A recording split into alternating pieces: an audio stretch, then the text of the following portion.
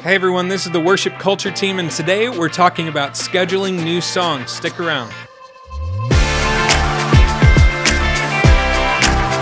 Hey, I'm Jeremiah, and welcome to the conversation today with the Worship Culture Team. Today we're talking about a schedule for introducing your new songs. We've talked in other videos about values to think about when we're choosing new songs, and today we're actually going to talk about a system to plug and play these songs. And this is going to seem a little arbitrary, but I promise you it works. I've been leading worship now for over 15 years in over a dozen churches. I've traveled. This system works everywhere I've used it. It gives your people a chance to grab a hold of songs, which increases engagement, which we have a whole video about engagement.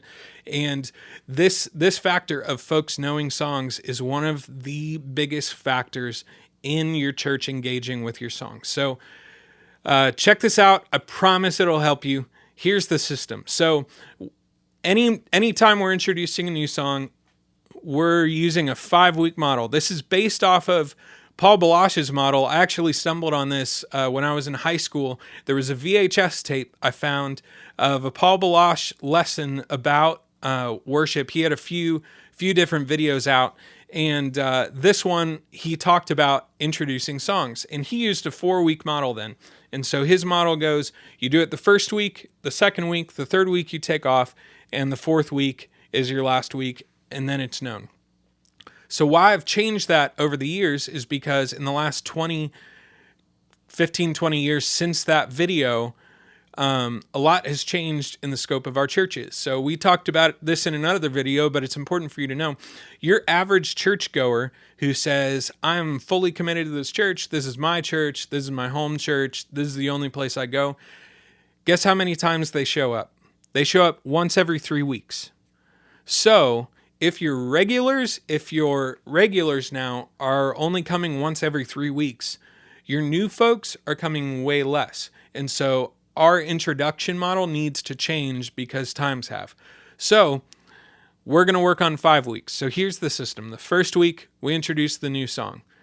Before that first Sunday, though, we're going to go on Facebook. We're going to go on Instagram, wherever your church follows things. And you're going to post videos saying, we've got a new song coming up. Here's the video. Check it out. And you'll give them a chance to hear the video or to hear the song, to get to know it before they ever show up on Sunday. Now, you won't hit everybody. Not everybody will take the chance to listen, but some will. And that some is important for the song catching on. So do that beforehand. Then the first Sunday, you're going to do the song. You'll introduce it. Make sure that folks know it's a new song. So when you get up there, I always do my new songs at the very end of my worship set because I catch all the stragglers that come in. So our folks come, everybody's usually there by midway through the second song. The third song's our last one up front. So the third song is always where our new one is. And I say, hey, we're singing a new song today. The lyrics will be up there. Here's how the chorus goes. It's really great. And I'll sing the chorus, and then we start our click and track, and we're into the song. So that's our first Sunday. Second Sunday comes around. I say, hey, it's still in the same spot. I say, hey, this is a song we introduced last week. If you weren't with us, we're going to sing the chorus. We sing the chorus. We jump into the song. Third week, we do the song. We don't do any of the song and dance about it. We just do the song. Fourth, we take off. And then the fifth song, we do it again. After the fifth song, this is what's really, really key. After the fifth week, we're going to go every other week until the song feels like it's our own. So sometimes this can take a while. It depends on the song. But most of the time for us, the whole process is about 8 weeks long. And this, I promise, will work for you. If you've got songs that fit in your church context, this is going to give folks a chance to grab a hold of it. So, things to be conscious of. Don't bail on the song because you're tired of it. You will get tired of it way before your people will. You'll get tired of it before they've even gotten a chance to grab hold of it. So make sure you stick it out at least 5 weeks. If after 5 weeks it's a dud, toss it. Unless you love the song and are just like, man, we absolutely have to be singing this.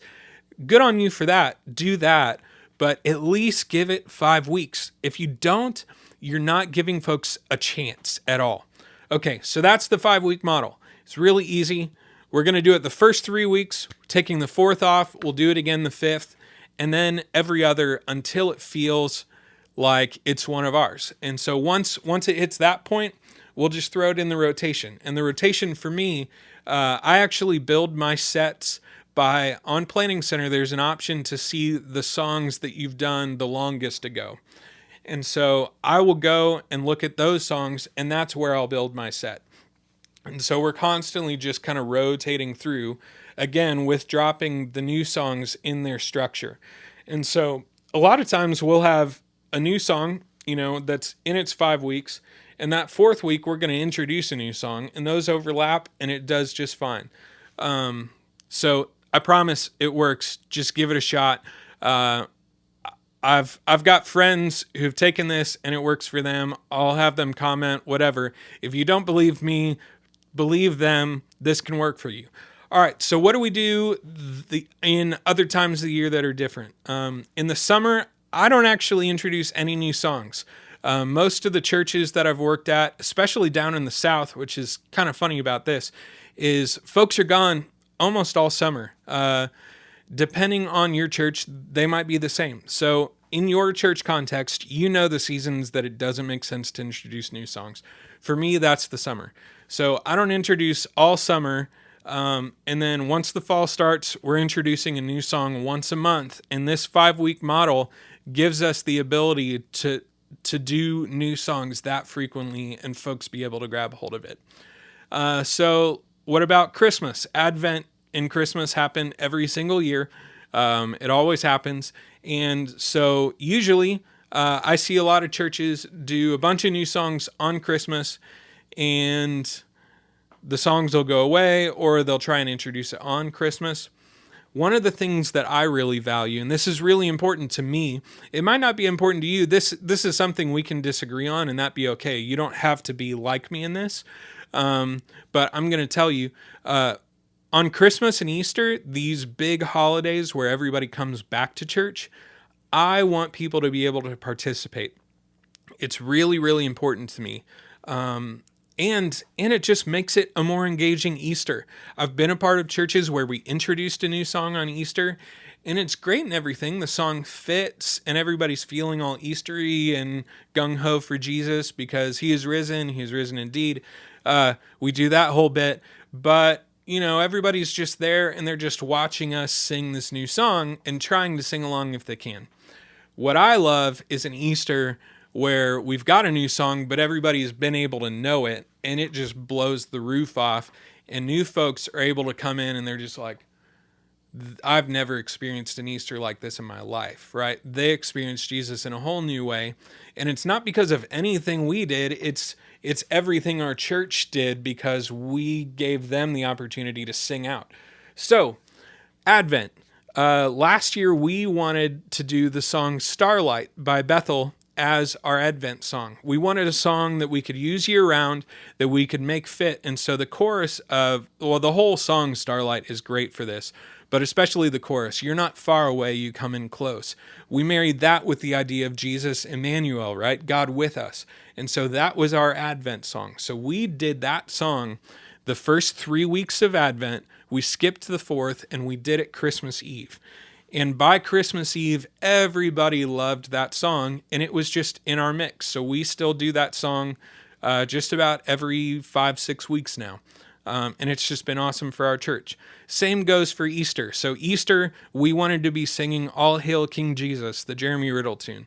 So we started 5 weeks back. Now, with Lent, you've got 6 or 7 weeks to play with. So 6 Sundays in Advent, 7 if you count Easter, which I would because of this, we're introducing songs.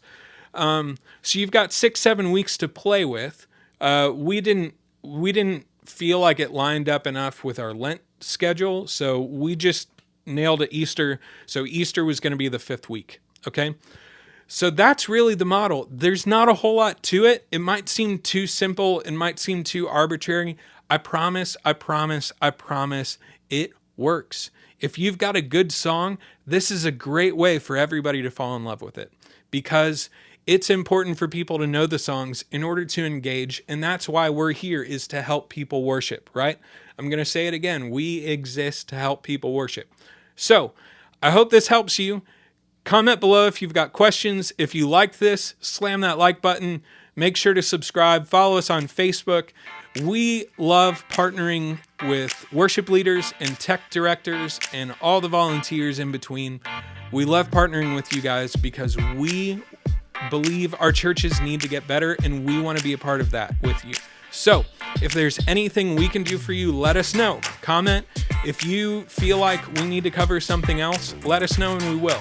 This is for you. This isn't about us just making videos and putting ourselves on screen. This is about helping you make Sundays better. So I hope you've gotten something from this. I hope you can make this actionable in your church. I promise it'll work if you give it a shot. And we'll see you guys next time. Have a great Sunday.